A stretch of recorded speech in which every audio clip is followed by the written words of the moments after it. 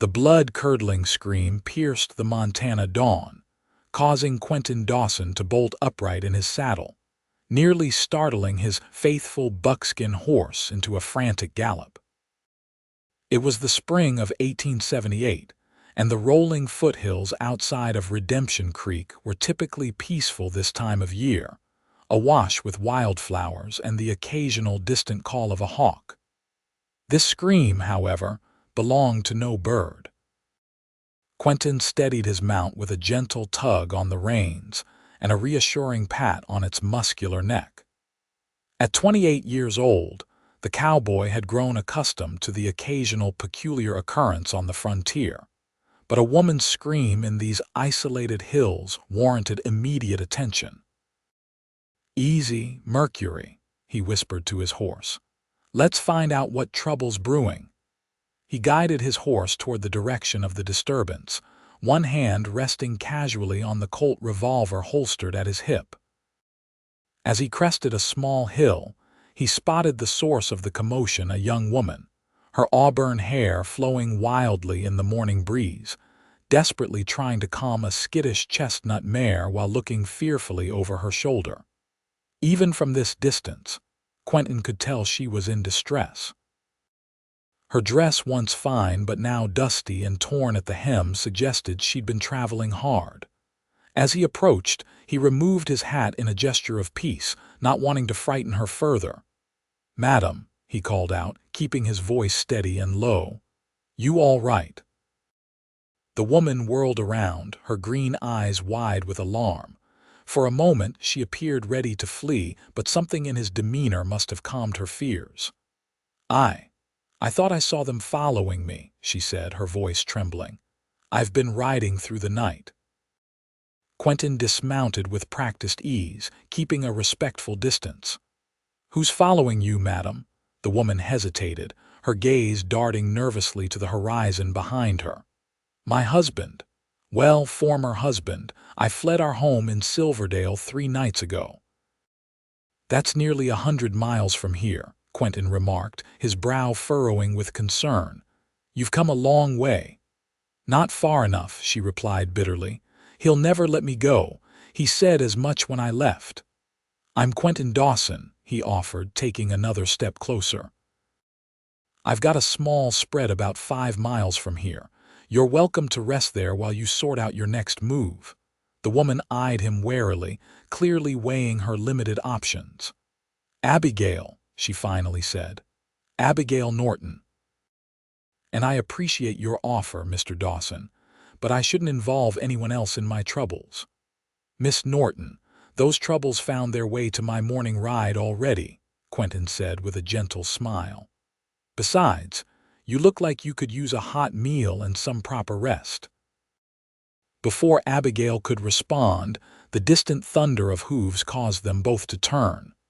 3 riders appeared on the horizon, moving at a determined pace.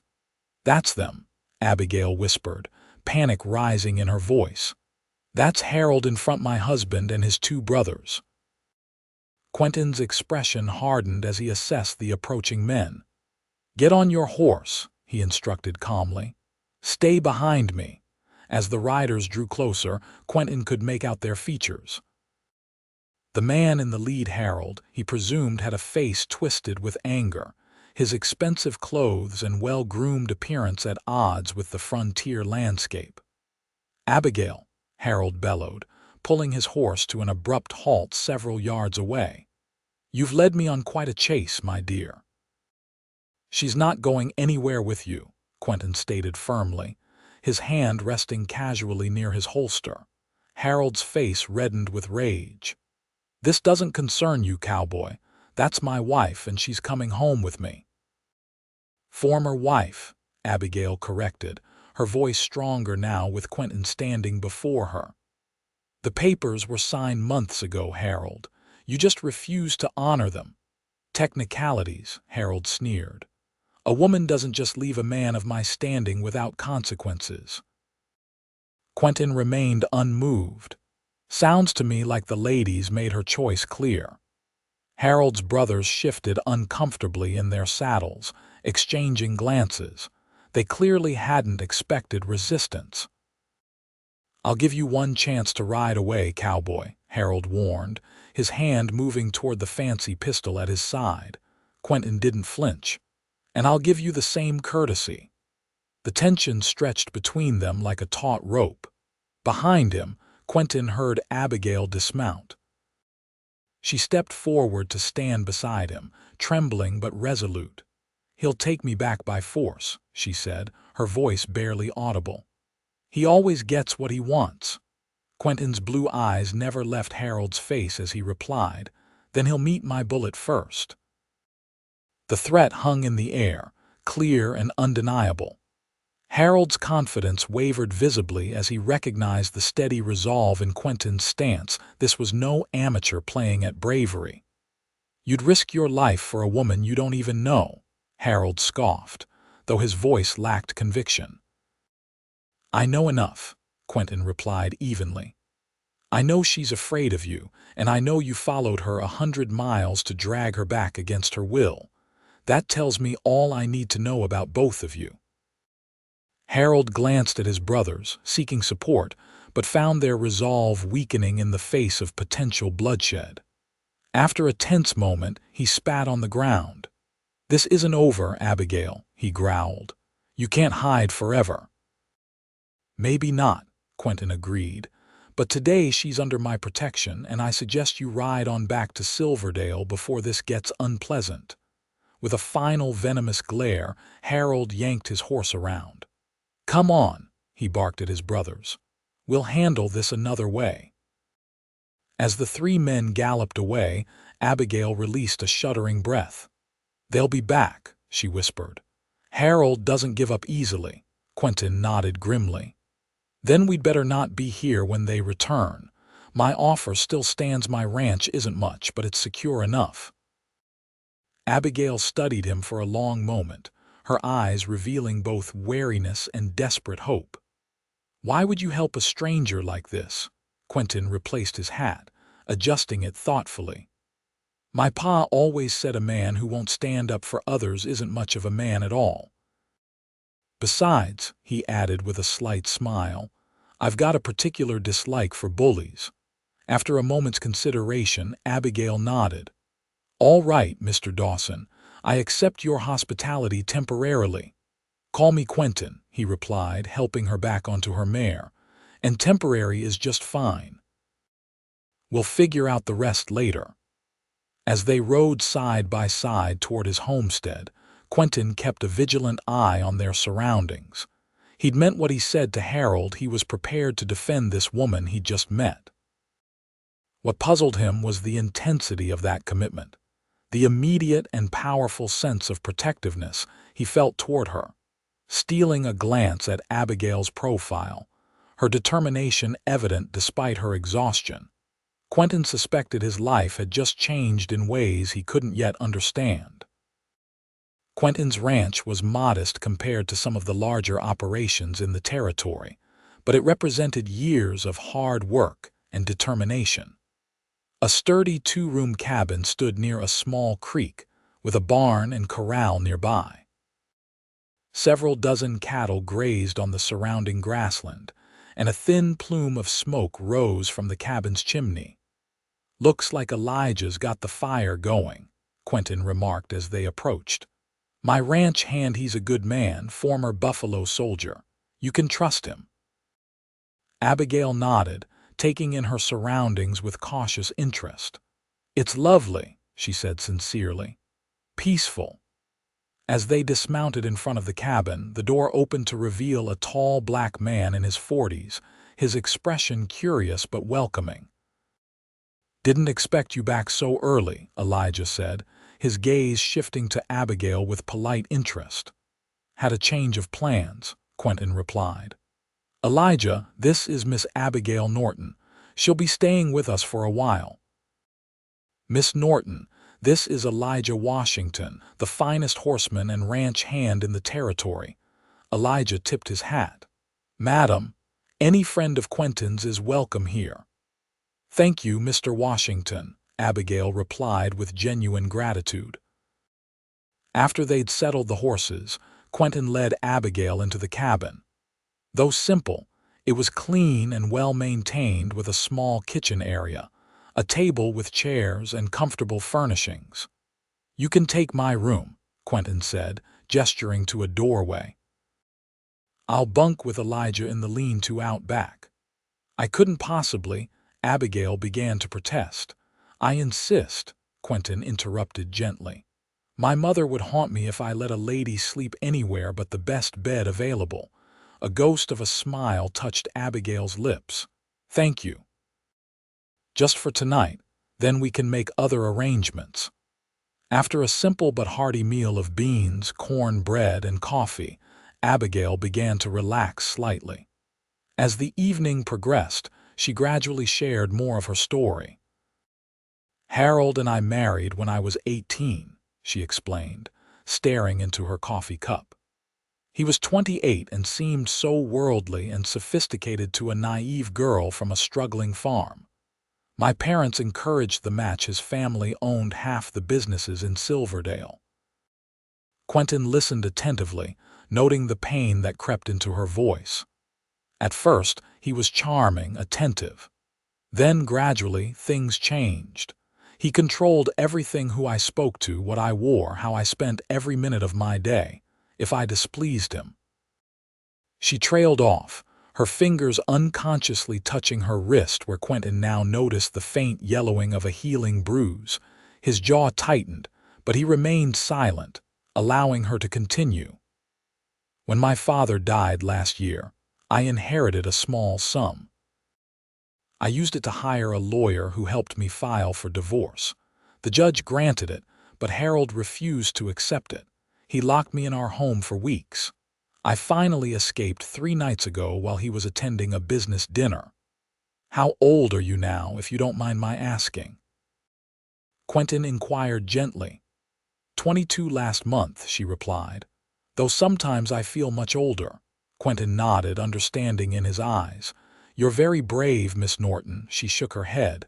"Not brave, desperate. There's a difference." "Sometimes they're the same thing," he countered softly. That night, as Quentin lay on his bedroll in the lean-to, he found sleep elusive. The image of Abigail's frightened yet determined face kept returning to his mind. He'd encountered many people in trouble during his years on the frontier, but something about her courage in the face of such adversity stirred him deeply.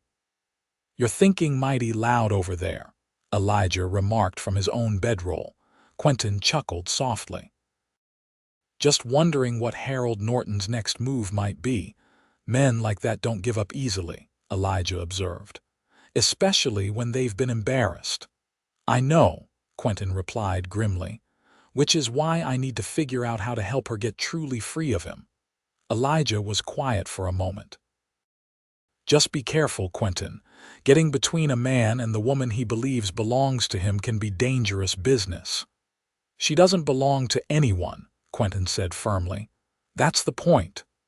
"I know that, and you know that," Elijah replied thoughtfully. "But men like Norton see the world differently. Just watch your back." The next morning brought clear skies and a sense of temporary reprieve. Over breakfast, Quentin outlined a plan. "I need to ride into town for supplies anyway," he explained. "While I'm there, I'll speak with Sheriff Matthews. He's a good man and should know about the situation." "Will the law help?" Abigail asked skeptically. "In Silverdale, the sheriff was Harold's cousin." "Matthews isn't in anyone's pocket," Quentin assured her. "And if you have legal divorce papers, he'll recognize your right to be free of Harold." "Thank you," Abigail said softly. "I can't repay your kindness, but I won't forget it." "No need for repayment," Quentin replied with a slight smile. "Though I would appreciate it if you'd keep an eye on that sourdough starter while I'm gone. It's temperamental." This earned him a genuine laugh from Abigail, the first he'd heard, and the sound warmed something inside him that had been cold for a long time. Redemption Creek was a small but growing settlement, with a main street lined by essential businesses: general store, saloon, blacksmith, and a small hotel. The sheriff's office sat at the far end, a solid building with a small jail attached. Sheriff Matthews was a grizzled veteran of both the Civil War and the frontier. He listened carefully as Quentin explained Abigail's situation. "Norton," the sheriff mused. "I've heard that name. Wealthy family from Silverdale, rumored to have connections all the way to the governor. Does that change how you see this?" Quentin asked directly. Matthews stroked his gray mustache. "It complicates things, but it doesn't change right from wrong. If the lady has legal divorce papers and doesn't want to return to him, then Norton has no claim on her." "That's good to hear," Quentin said with relief. "However," Matthews continued, "my jurisdiction only extends to this county. I can't stop him from pursuing her elsewhere." "But you'll help if he comes here causing trouble." "Of course," the sheriff confirmed. "Though I'd advise your friend to have those divorce papers ready to present, and maybe consider moving on to somewhere Norton wouldn't think to look." Quentin nodded, appreciating the sheriff's honesty. "I'll pass that along." As he was leaving the sheriff's office, Quentin was startled by a voice from the shadows of the neighboring alleyway. "Mr. Dawson, a word if you please." A slender man in a well-tailored suit stepped forward. Though Quentin had never seen him before, something in the stranger's manner put him immediately on guard. "I'm Lawrence Porter," the man introduced himself with a slight bow. "Attorney at law, representing Harold Norton's interests." Quentin's expression hardened. "How did you get here so fast?" Porter smiled thinly. "Mr. Norton telegraphed me yesterday. I took the morning train and arrived an hour ago. Small towns are remarkably efficient at directing strangers to the right people." "What do you want?" Quentin asked bluntly. "To offer you a business proposition," Porter replied smoothly. "Mr. Norton is willing to pay handsomely $500 for information leading to the recovery of his wife." "Ex-wife," Quentin corrected sharply. Porter waved a dismissive hand. "A technicality that is currently being contested. The point is, Mr. Norton is a generous man to his friends and a formidable enemy to those who oppose him." "Is that a threat, Mr. Porter?" "Merely an observation," the lawyer replied. $500 would purchase a considerable amount of cattle for your modest operation, all for simply stepping aside in a marital dispute that doesn't concern you. Quentin's blue eyes turned cold. "Tell Mr. Norton he can keep his money. And tell him that if he sets foot on my property, he'll regret it." Porter sighed as if disappointed. "I feared that might be your response. Very well, I've delivered my client's offer. What happens next is, regrettably, out of my hands." As the lawyer turned to leave, Quentin called after him. "Porter, tell Norton that Abigail has friends here, friends who won't let him hurt her again." The lawyer merely tilted his hat in acknowledgement before continuing down the street. Quentin completed his errands quickly, sensing that time was becoming a precious commodity. As he loaded supplies onto his wagon, he noticed unusual activity around the telegraph office. Several rough-looking men he'd never seen before were gathered there, receiving what appeared to be instructions from a well-dressed stranger. His instincts screaming warnings, Quentin hurried his horse into a trot, heading back to the ranch with all possible speed. When he arrived, he found Elijah and Abigail sitting on the porch, seemingly at ease. The sight of them safe momentarily calmed his racing heart. "You're back earlier than expected," Elijah observed, noticing Quentin's tense expression. "We've got trouble," Quentin replied, quickly recounting his encounter with Porter and the suspicious men in town. Abigail paled. "Harold's hired guns. He's used them before to intimidate business rivals." "Then we need to prepare," Quentin said grimly. "Elijah, check the ammunition and rifles. I'll secure the livestock in the near pasture." "What about me?" Abigail asked.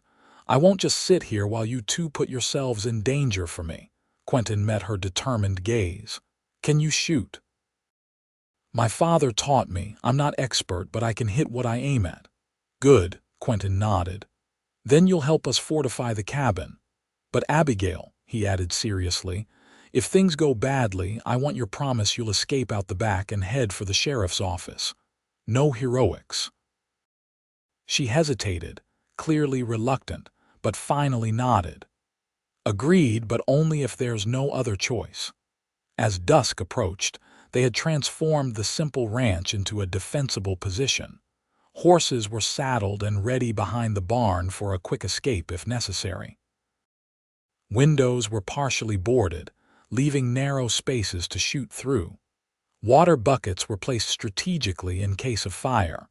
The waiting was the hardest part. Tension built with each passing hour as darkness settled over the land. They ate a silent supper, each lost in their own thoughts. "I'm sorry," Abigail said suddenly, breaking the silence. "I've brought this danger to your door." Quentin shook his head. "You didn't bring it, Harold did. There's a difference." "Still," she insisted, "you barely know me. You shouldn't have to risk everything." "Sometimes," Elijah interjected quietly, "it's not about what's smart. It's about what's right." Before Quentin could respond, the distant sound of approaching horses reached their ears. Exchanging grim looks, they moved to their positions, Elijah at the back window, Abigail at the side, and Quentin near the front door. The riders stopped just beyond the range of easy visibility. In the moonlight, Quentin counted 6 men plus Harold Norton himself, hanging back behind the others.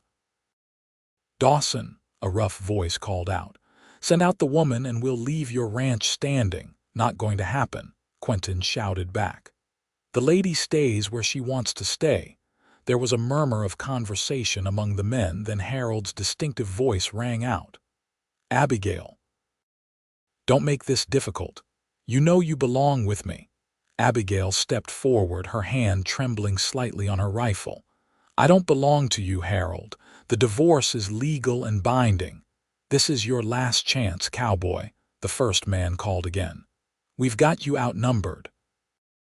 "Maybe," Quentin replied calmly, "but you'll find we're not easy targets. First man who approaches gets a bullet, and Sheriff Matthews knows exactly what's happening here." This last statement was a bluff, but it caused another round of muttered conversation among the hired guns. Clearly, they hadn't expected organized resistance or legal complications. Suddenly, a shot rang out from the group, striking the wooden frame beside the door. Quentin ducked instinctively, then returned fire, aiming carefully at the ground near the shooter's horse. The animal reared in panic, throwing its rider to the ground. What followed was a chaotic exchange of gunfire. Elijah wounded one of the attackers in the shoulder, while Abigail proved her claim about shooting by grazing another man's leg when he tried to circle around to the side of the cabin. The hired guns, expecting an easy intimidation job, found themselves in a genuine firefight with determined defenders.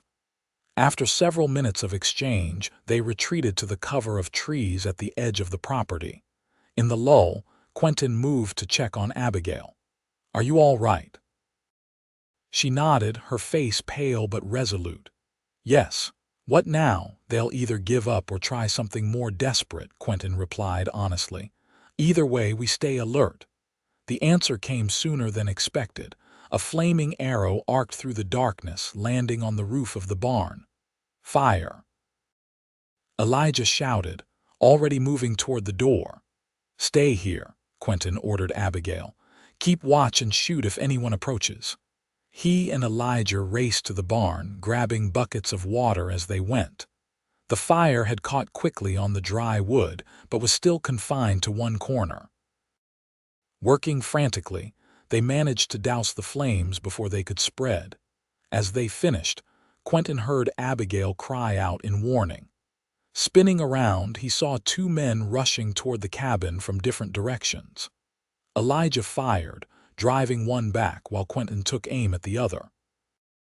His shot went wide, but forced the attacker to dive for cover. In the confusion, he hadn't noticed Harold himself circling around behind the cabin. The sudden crack of a pistol followed by Abigail's scream sent ice through Quentin's veins. He sprinted back to the cabin, heart pounding with fear. Inside, he found Harold Norton standing over Abigail, who was clutching her upper arm where blood seeped between her fingers. "Drop your gun, Cowboy," Harold ordered, his own pistol now pointed at Abigail's head. "Or the next shot won't just graze her." Time seemed to slow as Quentin assessed the situation. Harold's eyes were wild, his hand shaking with rage or fear or both, a dangerous combination. Behind him, Quentin sensed Elijah entering quietly through the back door, but Harold was too focused on Quentin to notice. "All right," Quentin said carefully, lowering his rifle to the floor. "You've made your point, just don't hurt her anymore." Harold laughed, a brittle sound with no humor in it. "I've made my point. You still don't understand, do you? She is my wife, my property. No piece of paper changes that." "I am not your property," Abigail said through gritted teeth, pain evident in her voice but defiance in her eyes. "I never was." "Silence," Harold snapped, pressing the gun barrel harder against her temple. "You've humiliated me enough. We're leaving now, and this time I'll make sure you never escape again." "You won't make it 10 miles, Quentin said calmly. "The sheriff knows everything." "The sheriff," Harold sneered. "A backwater lawman with no real power." "My family has connections that reach all the way to," his boasting was cut short by the distinctive click of a hammer being cocked directly behind his head. "Connections won't help you much if you're dead," Elijah said evenly, his rifle steady against Harold's skull. "Now drop the gun, nice and slow." For a tense moment, Harold didn't move. Then, with a hiss of frustrated rage, he lowered his pistol. Quentin stepped forward immediately, taking the weapon and shoving Harold roughly away from Abigail. "Check her wound," he told Elijah, keeping his own gun trained on Harold. "It's not deep," Abigail said, wincing as Elijah examined her arm. "The bullet just grazed me." "You'll regret this," Harold seethed, glaring at Quentin. "All of you, my lawyers will—" "Your lawyers will what?" Sheriff Matthews's voice interrupted as he stepped through the doorway, flanked by 2 deputies. "Explain why you led armed men to attack a peaceful ranch. Justify shooting a woman who has legal divorce papers." Harold's face drained of color. "Sheriff, this isn't what it appears. These people kidnapped my wife." "Funny," Matthews replied dryly. "That's not what your own hired guns are saying now that 2 of them are wounded. Turns out, mercenaries aren't particularly loyal when their own hides are at risk." As the deputies took Harold into custody, the sheriff turned to Abigail. "Madam, I'll need to see those divorce papers when you're able, but for now, let's get that arm properly tended to." The following days passed in a blur of statements, bandages, and legal proceedings. Harold and his men faced multiple charges, from attempted murder to destruction of property. The evidence was overwhelming, particularly after Porter, seeking to save his own reputation, provided written documentation of Harold's plot to recapture Abigail by force. A week after the attack, Quentin found Abigail sitting on the porch of his cabin, watching the sunset. Her arm was healing well, though she still wore a bandage. "Sheriff Matthews brought news," Quentin said, settling into the chair beside her. "The judge denied Harold bail. He'll remain in custody until trial." Abigail nodded, relief evident in her expression. "And after the trial, with the evidence against him, he's looking at years in territorial prison," Quentin assured her. "You're free of him, Abigail, truly free." She was quiet for a long moment, contemplating the golden light spreading across the grassland. "I should be making plans to move on," she finally said. "I've imposed on your hospitality long enough." "You're not imposing," Quentin replied quickly. In fact, he hesitated, suddenly unsure of himself. In fact, I was hoping you might consider staying. Abigail turned to him, her green eyes searching his face. Staying here? Yes, he confirmed, gathering his courage.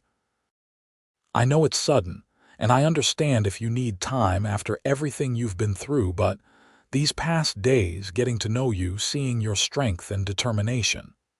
He took a deep breath. I've never met anyone like you, Abigail. A soft smile touched her lips. Are you courting me, Quentin Dawson? I'm trying to, he admitted with a self-deprecating laugh. Rather clumsily, it seems. Her smile widened. Not clumsily at all, but you're right, it is sudden. After Harold, I swore I'd never let another man make decisions for me again. That's not what I'm asking, Quentin said earnestly. I don't want you to stay because you need protection or have nowhere else to go. I want you to stay because, when you're ready, we might see if there's something worth building between us. As equals. Abigail reached out, her fingers gently touching his. I believe there already is something worth building, she said softly. But I need time, Quentin. Time to find myself again after being Harold's possession for so long. Time is something I have plenty of, he assured her, turning his hand to hold hers properly. And this land isn't going anywhere. Then yes, she decided, her eyes bright with newfound hope. I'll stay for now, and we'll see what the future holds for us. As the last rays of sunlight painted the sky in brilliant oranges and purples, they sat together in comfortable silence, hands entwined, the promise of tomorrow stretching before them like the vast Montana horizon. Over the following months, Abigail flourished in her newfound freedom. She proved remarkably adept at ranch life, having grown up on a farm before her marriage. More importantly, she rediscovered parts of herself that Harold had systematically suppressed: her quick wit, her love of reading, her talent for storytelling that enchanted everyone at community gatherings. Quentin was true to his word, giving her the space she needed while making his growing affection clear. Their courtship progressed naturally, built on mutual respect and genuine friendship. By the time autumn painted the hills in russet and gold, they had fallen deeply in love. Harold's trial came and went, resulting in a 10-year sentence at the territorial prison. Abigail testified with quiet dignity, finally closing that painful chapter of her life. On a crisp December evening, with snow dusting the landscape and stars brilliant in the clear night sky, Quentin proposed properly, with a simple silver ring and heartfelt words. Abigail accepted with joyful tears, and they were married the following spring in Redemption Creek's small church. The years that followed brought challenges, as frontier life always did, but also immeasurable joy. Their family grew with the birth of first a daughter, then twin sons. The ranch prospered under their combined efforts, expanding to become one of the most successful operations in the county.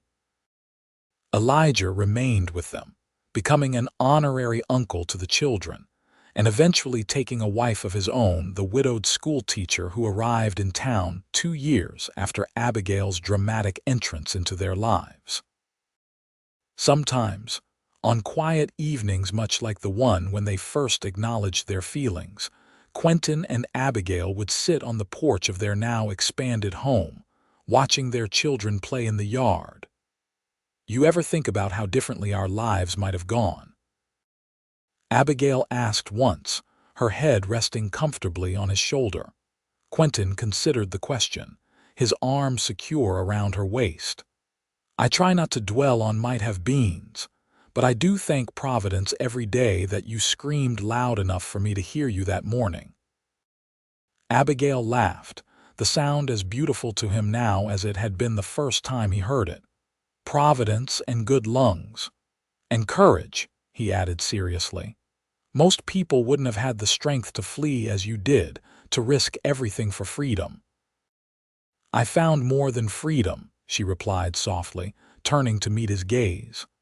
"I found you." In the distance, their children's laughter rang out across the ranch that had become a true home, not just a place of safety, but of love, respect, and partnership. The life they had built together wasn't perfect, but it was theirs, freely chosen and fiercely protected. And on cold winter nights, when the wind howled outside their snug cabin, they would sometimes recall those fateful words that had changed everything. She said, "He'll take me back by force."